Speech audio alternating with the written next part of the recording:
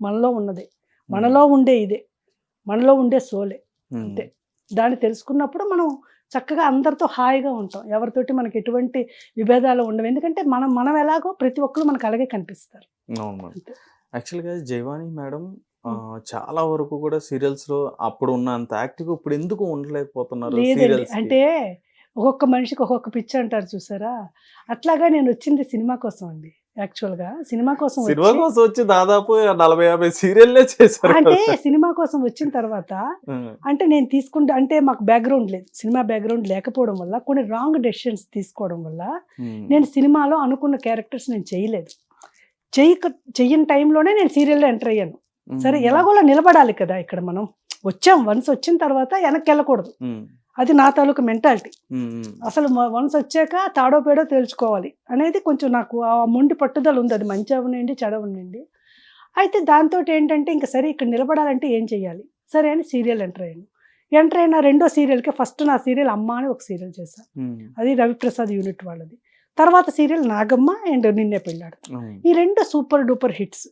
దాంతోటేంటంటే నాకు రావడం ఇప్పటివరకు కూడా ఇంకా వస్తూనే ఉంటాయి కాల్స్ ఇప్పుడు కూడా నాకు. ఓహ్! ఒక 1 ½ ఇయర్ అయిందిలెండి మానేసి. మొన్న కూడా జెమినీ నుంచి కాల్ చేసి చెయ్యండి మేడం. ఇప్పుడేంటంటే కామెడీ ఇన్నాళ్ళు నెగెటివ్ క్యారెక్టర్స్ ఇచ్చారు. ఇప్పుడు పాజిటివ్ క్యారెక్టర్స్ ఇస్తాం రండి అంటున్నారు సీరియల్‌లో. ఆ! చాలా అయితే ఇట్లా చేశాను. సరే ఓకే. లాస్ట్ 'నువ్వు నేను ప్రేమ' హ్మ్. మన మా టీవీకి అది కూడా సూపర్ సక్సెస్‌ఫుల్ సీరియల్. నా క్యారెక్టర్ చాలా మంచి పేరొచ్చింది. హ్మ్. కానీ నాకేంటంటే ఇంకా వన్స్ మళ్ళీ ఇంక చేసాం కదా! చాలా మటుకు చేసాం సీరియల్స్. ఇంక సినిమా చెయ్యాలి. హ్మ్. ఇంకా ఇప్పుడు కూర్చొని కొంచెం మంచి క్యారెక్టర్స్ సినిమాలో చెయ్యాలి అనేది నా కోరిక. యాక్చువల్‌గా మీరు హ్మ్. మద్రాసులో చూసారు. హ్మ్. అంటే అక్కడ ఎలా జరుగుతుంది? హ్మ్. సీరియల్సే గాని, మూవీసే గాని ఇది అక్కడ అట్మాస్ఫియర్ చూసారు. హ్మ్. అండ్ ఇక్కడ తెలుగులోకొచ్చిన తర్వాత హ్మ్. ఇక్కడికొచ్చేసిన తర్వాత కూడా ఇక్కడ కూడా చూసారు. హ్మ్. ఎలా ఉంది ఏంటి అని హైదరాబాద్‌లో. ఈ రెండిటి మధ్య డిఫరెన్స్ మీరు ఏ ఏ ఏ ఏమని చెప్తారు? ఏదేమైనా కూడా అంటే ఇది నాకు నిజంగా అంటే మీకందరికి బాధ అనిపించొచ్చేమో కానండి మద్రాసు తల్లండి.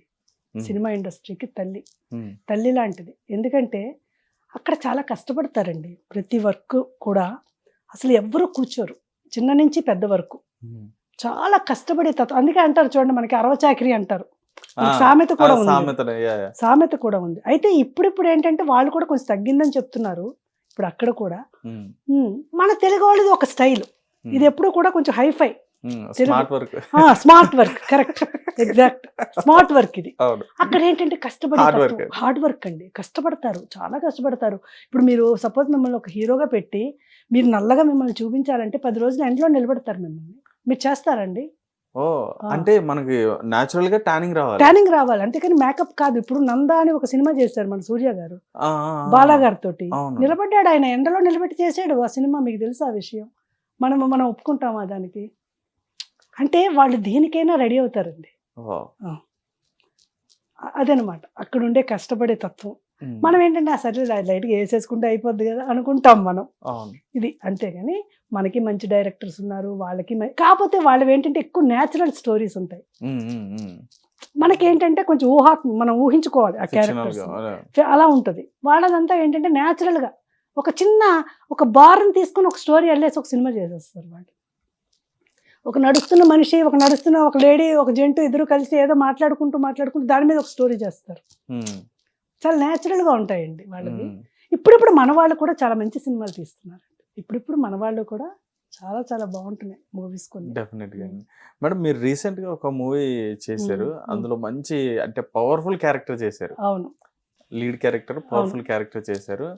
యాక్చువల్‌గా మన బాబ్జీ గారు అసల మీ మీ మీరు ఆ క్యారెక్టర్ సెట్ అవుతారని చెప్పని ఆయన ఎలా ఆలోచించారు? అంటే మీ మీ దగ్గరికి నరేషన్ ఖచ్చితంగా ఆ! చెప్పే ఉంటారు. దీనికి అది ముందు ఒకటి చెప్పాలి నేను. డెఫినెట్‌లీ. ఎందుకంటే 2012 టైంలో నేనింకా అప్పుడే ఏంటంటే చెన్నైకి, హైదరాబాద్‌కి తిరుగుతున్నా. ఇక్కడ కూడా వర్క్ చేస్తున్నాను నేను. హ్మ్. 1, 2 సీరియల్స్. ప్లస్ ఇక్కడ తిరుగుతూ ఉన్న టైంలో ఒకసారి బాబ్జీ గారిని కలవడం జరిగింది. ఎందుకంటే అంతకుముందు మేము ఎప్పుడు కలిసాము అంటే విజయ నిర్మల గారు ఒక డైరెక్షన్ చేసి నన్ను పిలిచి ఒక క్యారెక్టర్ ఇచ్చారండి. ఆవిడ ఒక ఓహో! 'నేరము శిక్ష' అని ఒక సినిమాలో ఓహోహో! నన్ను సీరియల్‌లో చూసి ఆమె అమ్మాయి నాకు కావాలి అని చెప్పి పిలిపించి ఇచ్చినప్పుడు చిన్న పరిచయం ఉంది ఆయన. ఆ తర్వాత నేను ఇక్కడ హైదరాబాద్‌లో ఆ టైంలో వచ్చి ఉన్నాను. వాళ్ళు ఏదో ఒక బయోపిక్ తీద్దాము అనుకుంటున్నారు, రఘుపతి వెంకయ్య నాయుడు ఓకే అనుకున్నప్పుడు నరేష్ గారిని ఓకే చేసుకున్నారు. నరేష్ గారు అంతా కలిసి మిగతా అంతా ఓకే, ఎవరిని పెడదాం కొంచెం బడ్జెట్లో చెయ్యాలి ఇది అలాగా అనుకున్నప్పుడు ఎవరో 2-3 అనుకున్నారంటే యాక్చువల్గా వాళ్ళకి ఎందుకో సెట్ కాలేదు. సెట్ కాకపోయేసరికి అమ్మ ఉన్నారా ఇక్కడేనే, మీరు ఒకసారి వస్తారా ఆఫీస్కి అన్నారు. ఇదేంటిది అనేసి అనేటప్పటికి నాకు అక్కడికి వెళ్ళిన తర్వాత కూడా కామెంట్లు వినిపించాయి, ఈవిడ ఆ క్యారెక్టర్ చేయడం ఏంటి అన్నట్టు. ఎందుకంటే నెగిటివ్గానే చూశారు, మీరు ఇందాక అన్నారు కదా అట్లాగా. అప్పుడు ఆయన ఏమో లేదని చెప్పి ఒక్కసారి జడ వేసి, అంటే మేకప్ ఏమి ఉండదండి, ఫుల్గా కాటుగా బొట్టు, కాటన్ చీర కూడా పిన్ని ఏమి ఉండదు, ఇట్లా వేసుకోవడం అంతే అని చెప్పి లేదు చెయ్యొచ్చు మీరు అని. ఆయన ఫస్టే నన్ను ఒక పాజిటివ్ వేలో చూశారు.